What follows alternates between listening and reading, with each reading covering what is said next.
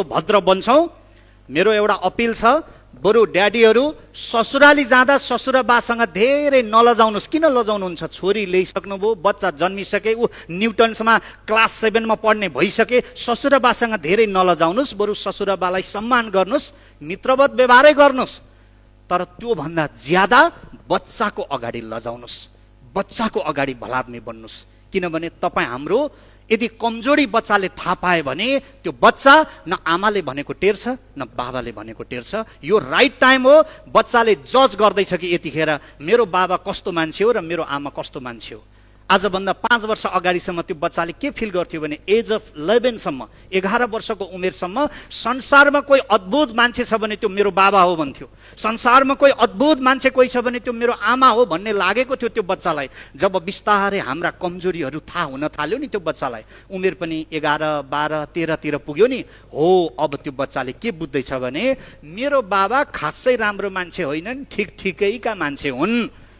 मेरी आमा खासै राम्री होइन रहेछिन्, ठिक ठिकैकी रहेछिन्। त्यही भएर अहिले बच्चाले अब तपाईँ हाम्रो कुरा टेर्नेवाला छैन। बच्चा किन भनेको मान्दैन भने जब बच्चाले हामीलाई हेप्ने स्थिति आयो तब बच्चाले हामीलाई टेर्दैन। त्यसो भए आउनुहोस् आजबाट आफ्ना बाबु नानीलाई कसरी असल बनाउने म यही कुरा तपाईँलाई दिन्छु। म खुलेर भन्छु, हाम्रा बाबु नानीहरू त्यो चङ्गा जस्तै हुन्। चङ्गा झोलामा नराख्नुहोस्, चङ्गा ब्यागमा नराख्नुहोस्। प्राविधिक मित्रहरू मोबाइल साइलेन्समा, थ्याङ्क यू सो मच। चङ्गालाई तपाईँले उडाउनुहोस्। बाबु नानीहरू भनेका ती चङ्गा जस्तै हुन्, छोडिदिनुहोस् तिनीहरूलाई। तिनीहरू डुलुन्, तिनीहरू आकाशमा उडुन्, तिनीहरू उचाइमा पुगुन्।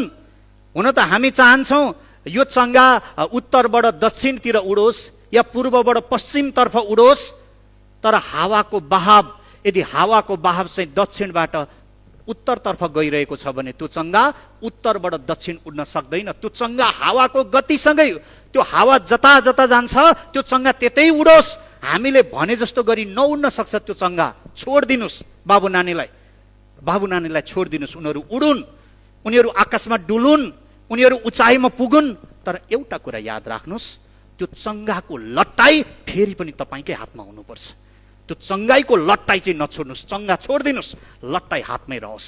कतिखेर धागो छोडिदिने र कतिखेर धागो कस्दिने, कतिखेर चङ्गालाई झड्कालेर तान्ने र कतिखेर त्यो धागोलाई फ्रीली छोडिदिने, त्यो कन्ट्रोल चाहिँ तपाईँको हातमा हुनुपर्छ।